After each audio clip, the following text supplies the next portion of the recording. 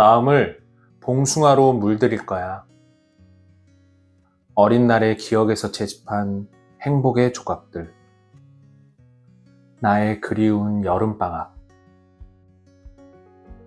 방학 중에서도 여름방학은 가장 특별하다.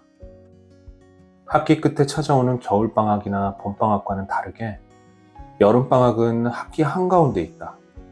끝도 아니고 시작도 아니어서 오롯이 나만의 시간으로 채울 수 있는, 그래서 더 자유로운 시간. 여름방학에 어디 갈 거야? 여름방학에 뭐 할 거야? 방학이 시작하기도 전에 한껏 고대하며 이미 즐거웠다. 학교와 일상에서 벗어나 자유를 만끽해야 할 것 같은 시기. 아침엔 알람 없이 늦잠을 자고 창밖으로 쏟아지는 햇살을 보며 오늘은 무얼 해볼까 하던 그때. 가장 기억에 남는 여름방학은 가족이 동해로 여행을 떠났을 때다.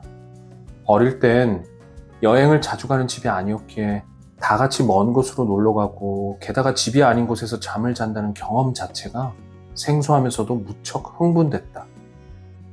얼마나 강렬했던지. 아직도 나는 그때 동해를 희미한 짠내음으로 기억한다.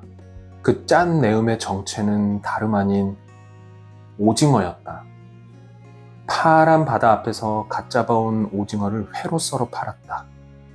사실 우리 가족은 바다보다 오징어에 푹 빠졌더랬다. 오징어 회를 처음 먹던 날 오징어를 어떻게 날로 먹냐며 나는 먹지 않겠다고 버텼다. 그러다 결국 여행이 주는 들뜸에 항복하고 눈을 질끈 감았다.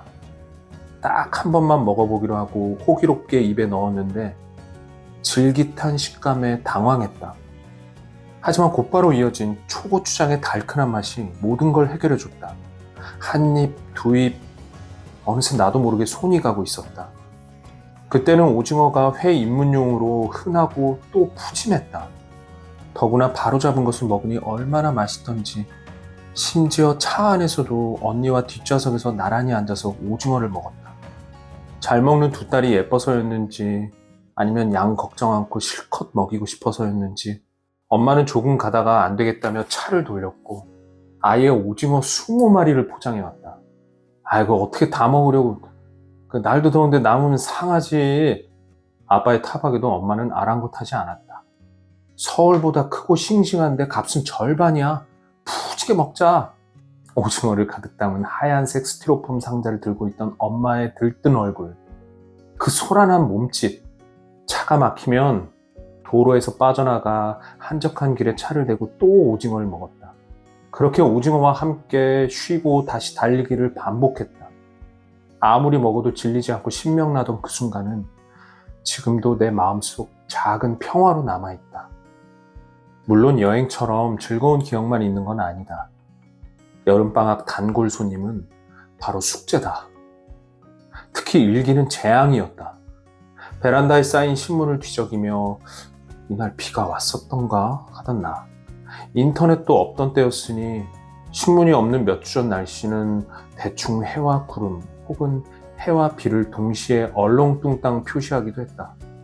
들킬까봐 마음 졸였지만 들키지 않으려는 작은 노력조차도 사치인 개학 바로 전날이었다. 팔이 부러질 듯 아파도 물러설 곳 없는 바로 그날 말이다.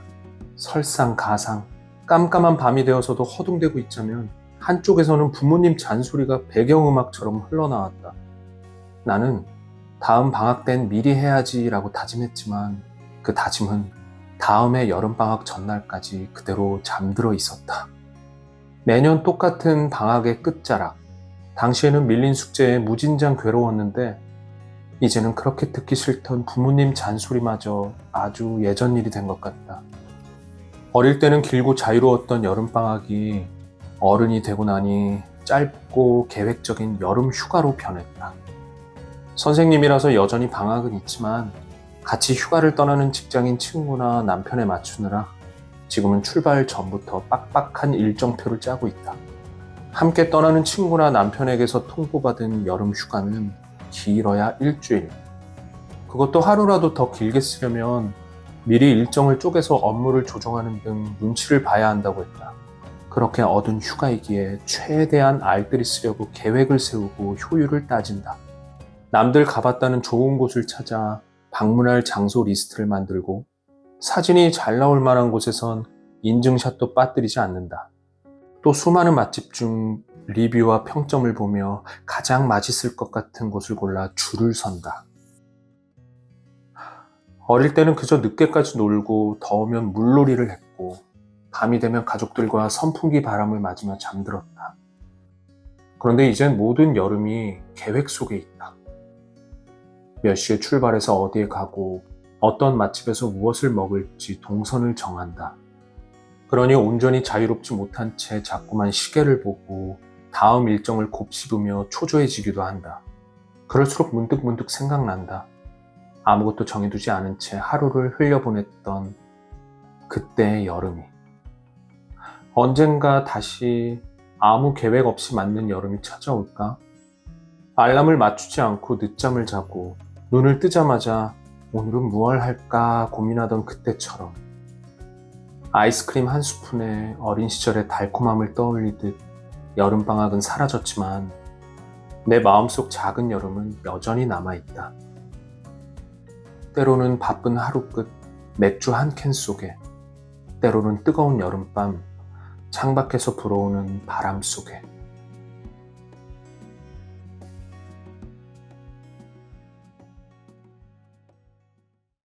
배려라고 생각했어. 예주가 실내화를 깜빡했단 걸 안 것은 복도 신발장에 도착해서였다. 다시 집으로 돌아가면 지각할 텐데. 예주는 교실로 들어오길 한참 망설이다가 마침내 쭈뼛거리며 다가왔다. 선생님, 실내화를 안 가지고 왔어요. 실내화 두고 왔구나? 괜찮아, 그럴 수도 있지. 바닥이 차니까 오늘은 신발 신고 지내자. 네. 매주 금요일 집에 가져가서 빨고 월요일마다 새로 가져오는 실내화. 하지만 실내화가 없다고 큰일 나는 건 아니다. 맨발은 추우니 그날만 신발을 신고 생활하면 된다. 간혹 선생님이 이 일로 혼내지 않는다는 것을 간파하고 실내화가 있는데도 신발을 신고 들어오는 아이도 있다. 하교 때 다시 갈아 신는 것이 귀찮아서다. 하지만 반에는 탐정들이 많아 기가 막히게 찾아낸다.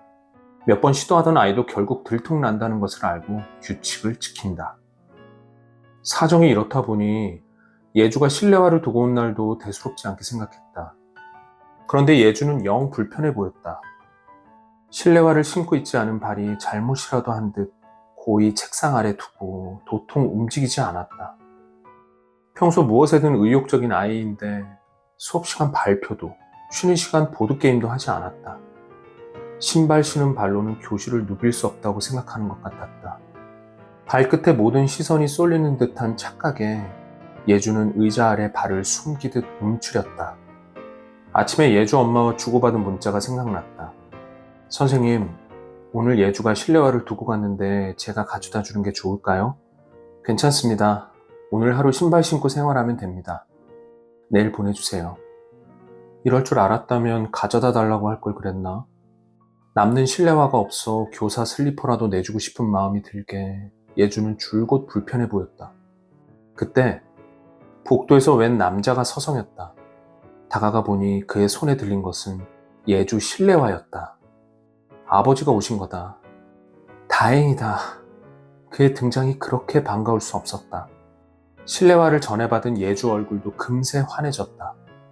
무거운 짐을 내려놓은 것처럼 신발장에 신발을 갖다 놓은 예주는 홀가분해 보였고 그제야 평소처럼 발표도 하고 친구와도 어울렸다. 선생님이 괜찮다고 하면 준비물을 챙기지 않은 아이도 괜찮을 거라 여겼다. 아이의 준비물인데 선생님의 준비물인 양 단정지었다. 심지어 그럴 수도 있지, 괜찮아 라고 한 내가 너그러운 선생님이 된 것 같아 으쓱하기까지 했다. 준비물이 없어도 활동에 지장 없도록 친구나 교사 것을 빌려주면 된다고 생각했다. 왜 아이에게 먼저 물어보지 않았을까? 아차 싶었다. 엄마가 실내화를 가져오실 수 있다는데 부탁드릴까? 아니면 오늘은 신발 신고 지낼래? 답장하기 전 예주에게 물어봤어야 했다. 누구나 한 번쯤은 묻기 전에 섣불리 판단한 적이 있을 것이다. 괜찮다는 내 말이 상대에게도 정말 괜찮은지 물어보지 않은 채. 그러고 보면 나 역시 준비물을 두고 학교에 갔을 때 당혹스러웠던 기억이 있다. 챙기지 못한 스스로가 어찌나 후회되던지, 그런 날이면 평소 관심 없던 친구까지 내가 준비물이 없다는 걸 알아채고 쳐다보는 것 같아 몸이 굳기도 했다. 친구 것을 빌린다 해도 내 것이 아니라서 불편했는데 나도 그랬으면서. 이제야 짐작되는 마음이다. 실내화를 받고 안도하는 예주를 보자 내가 오만했다는 생각도 들었다. 오만한 사람은 물어보지 않는다. 특히 일에 익숙해질수록, 관계에 익숙해질수록 잘 안다고 착각한다. 나도 초임 때는 많이도 물어봤는데 말이다. 너희는 이럴 때 선생님이 어떻게 해주면 좋겠어? 내가 섣불리 행동하다 학생 한 명 한 명의 감정을 놓치는 일이 생기지 않도록 애썼다. 그런데 언젠가부터 다 안다고 생각했다. 그러면서 스스로를 아이 마음을 알아주는 배려 많은 교사로 여겼다니. 내가 배려하는 선생님이 되는 동안 예주는 불편함을 참아야 했다. 진짜 배려는 묻는 것부터 시작인데 말이다. 가족이니까, 오래 함께한 사이니까 다 안다고 생각했던 적이 있다. 말하지 않아도 알 거라고 믿었고 나 역시 묻지 않았다. 조금 불편했을 수도, 어쩌면 마음에 들지 않았을지도 모를 내 방식들을 배려라는 이름으로 포장해 건넸다. 신혼 초였다.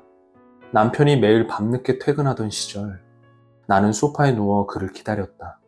힘들게 일하다 돌아왔는데 내가 자고 있으면 왠지 서운해할 것 같았다. 그렇게 몇 날 며칠 졸린 눈을 비비며 웃던 나를 남편은 고마워했지만 어느 날 조심스럽게 말했다. 이젠 기다리지 말고 자고 있어. 기다린다고 하니까 더 미안해져. 그제야 알았다. 상대방을 위한다고 했던 행동이 때로는 마음의 짐이 되기도 한다는 걸. 배려는 일반적인 명제나 혹은 내 방식대로 정해둔 게 아니라 상대에게 물어보고 그 마음을 듣는 데서 시작된다는 걸. 이젠 먼저 상대에게 물을 수 있는 사람이 되고 싶다. 그 마음 정말 괜찮았냐고. 내 방식이 너에게도 따뜻했냐고.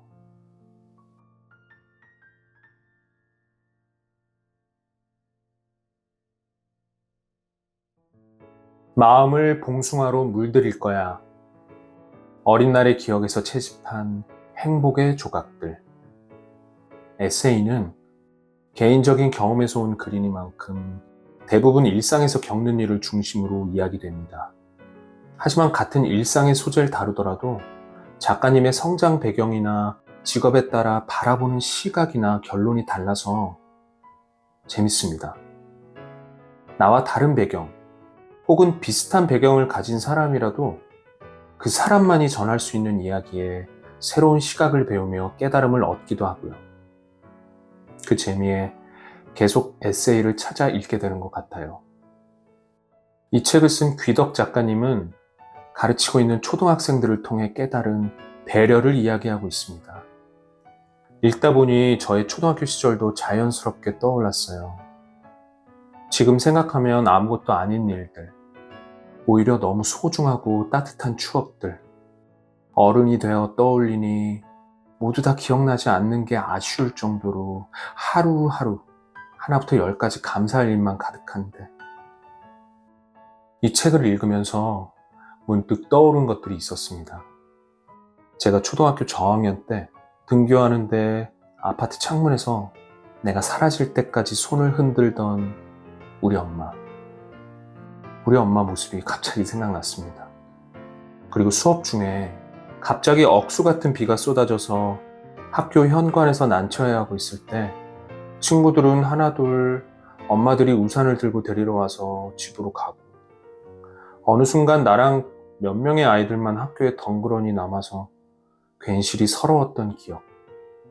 그깟 비 시원하게 맞고 씩씩하게 집에 갔으면서, 일하느라 오지 못하는 우리 엄마 사정 알면서도 그때는 그게 왜 그렇게 서운했을까요? 친구들 도시락 반찬은 화려한데 왜 내 도시락 반찬은 김치에 나물뿐이냐고 투정하면서 친구가 싸온 제육볶음이 그렇게 맛있었다 설명하며 나도 싸달라고 했더니 제육볶음이 아니라 고추장만 듬뿍 묻은 정체 모를 고기볶음을 해주셔서 이게 뭐냐며 다시 토라졌던 일. 커서는 고추장 불고기라는 비슷한 메뉴가 있다는 것에 감사했답니다. 설레는 소풍날, 새벽 5시부터 고소한 냄새에 일어나 김밥을 싸고 계시던 우리 엄마 옆에서 단무지며 맛살이며 김밥 꼬다리를 얻어먹으며 신나했던 일. 친구들이랑 서로의 김밥을 나눠 먹는데 왜 우리 엄마가 만든 김밥은 이렇게 큰 거지? 그게 엄마의 마음이란 걸 알면서도 왜 친구들의 작고 아담하고 예쁜 김밥에 눈이 가던지. 그리고 친구 중에 엄청 늦둥이인 친구가 있었어요. 그래서 또래 친구들의 엄마들보다 나이가 훨씬 많으셨어요. 어느 날 그 친구가 도시락을 안 싸워서 수업 중간에 친구 엄마가 도시락을 가지고 교실로 오셨는데 친구가 엄마를 창피해하는 것 같더라고요. 그때 어린아이들 눈엔 엄마라기엔 할머니의 모습에 좀 가까웠던 친구의 엄마. 친구는 그런 엄마를 계속 부끄러워하는데 친구 엄마는 그것도 모르시고 사랑하는 누뚱이와 주변의 우리들을 바라보며 연신 V를 그리면서 장난스레 웃으셨어요. 저는 그 모습을 보며 이게 엄마의 사랑이구나. 엄마의 사랑을 느끼고 감동받았습니다. 이상한가요? 이 책을 읽으면서 그런 순간들도 기억이 나더라고요. 아플 때나 배고플 때나 비가 올 때나 어떤 문제가 생겼을 때 가장 먼저 찾고 부르짖는 건 엄마, 엄마, 우리 엄마면서 항상 곁을 지켜주시고 원하는 것을 해주려 노력하시는 영원한 내 편. 그런 내 편을 왜 당연한 듯 생각하고 툴툴대고 때로는 잊었을까요? 영원한 내 편인 엄마와의 기억. 커서는 그 자체로 힘이 되는 추억이고 시간이 지나면 지날수록 더 감사하고 행복하고 이제는 떠나실 시간이 점점 가까워지는 가슴 아픈 사랑인데 말입니다. 갑자기 우리 엄마가 너무 보고 싶네요. 엄마! 엄마! 마음을 봉숭아로 물들일 거야. 이 책을 읽으면서 저는 이런 생각들을, 이런 기억들을 다시 추억하게 되었답니다. 어린이의 투명한 배려와 시선을 전해주는 이야기. 손톱 끝 붉은 봉숭아 물처럼 작지만 선명한 마음을 가지고 있다면 평범한 하루도 반짝일 수 있음을 알게 해준 이야기들. 정말 잘 읽었습니다. 덕분에 저도 추억 여행을 하고 왔어요. 정말 감사합니다. 어린 날의 기억에서 채집한 행복의 조각들.